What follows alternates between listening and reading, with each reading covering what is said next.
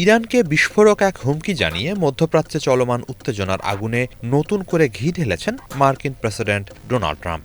২০ জানুয়ারি সংবাদ মাধ্যম নিউজ নেশনকে দেয়া এক্সক্লুসিভ এক সাক্ষাৎকারে ট্রাম্প হুঙ্কার দিয়ে বলেন, ইরানের দিক থেকে তার বিরুদ্ধে হত্যার হুমকি অব্যাহত থাকলে এবং তা বাস্তবে রূপ নিলে ইরানকে পৃথিবীর মানচিত্র থেকে মুছে ফেলা হবে। মার্কিন গণমাধ্যম দ্য হিলের প্রতিবেদনে উঠে এসেছে এই বিস্ফোরক মন্তব্যের বিস্তারিত।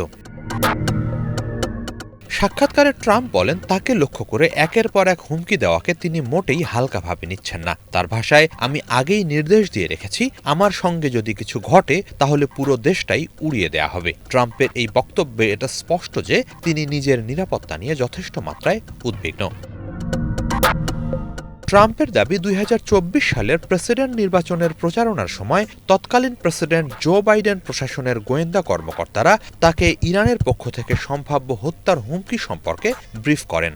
সে সময় তৎকালীন অ্যাটর্নি জেনারেল মেরিক গারল্যান্ড ইঙ্গিত দেন, এই ষড়যন্ত্রের পেছনে ২০২০ সালে ট্রাম্প প্রেসিডেন্ট থাকা অবস্থায় ইরানের প্রভাবশালী সামরিক কমান্ডার জেনারেল কাসেম সোলাইমানিকে হত্যার প্রতিশোধের বিষয়টি সংশ্লিষ্ট থাকতে পারে। ট্রাম্পের নির্দেশেই এক ড্রোন অভিযানে সোলাইমানিকে হত্যা করা হয়। ওই ঘটনা ওয়াশিংটন তেহরান সম্পর্ককে চরম বৈরিতার দিকে ঠেলে দেয়। ট্রাম্প মনে করেন, প্রাণনাশের মতো গুরুতর হুমকির বিষয়টি নিয়ে সে সময় প্রেসিডেন্ট জো বাইডেনের প্রকাশ্যে কথা বলা উচিত ছিল। তার মতে, দলীয় রাজনীতির ঊর্ধ্বে উঠে সাবেক ও বর্তমান প্রেসিডেন্টদের একে অপরের নিরাপত্তা নিশ্চিত করা প্রয়োজন, কারণ এটা ব্যক্তিগত কোনো বিষয় নয়, রাষ্ট্রের মর্যাদা ও নেতৃত্বের নিরাপত্তার প্রশ্ন। ট্রাম্প আগেও একাধিকবার ইঙ্গিত দিয়েছেন, ইরান যদি তাকে হত্যার চেষ্টা করে তাহলে দেশটির অস্তিত্ব বিপন্ন হবে। দ্বিতীয় দফায় দায়িত্ব গ্রহণের পরপরই ইরানের ওপর সর্বোচ্চ চাপের নীতি জোরদার করেন তিনি। এদিকে কেবল ব্যক্তিগত নিরাপত্তা নয়, ইরানের বর্তমান অভ্যন্তরীণ পরিস্থিতিও ট্রাম্পের সাক্ষাৎকারে জায়গা পেয়েছে। দেশটির সাম্প্রতিক বিক্ষোভ এবং নিরাপত্তা বাহিনীর সঙ্গে সংঘর্ষে ৩,৩০০-র বেশি মানুষের মৃত্যুর অভিযোগ তুলে তিনি পুনরায় সামরিক পদক্ষেপের সম্ভাবনার কথাও উল্লেখ করেন।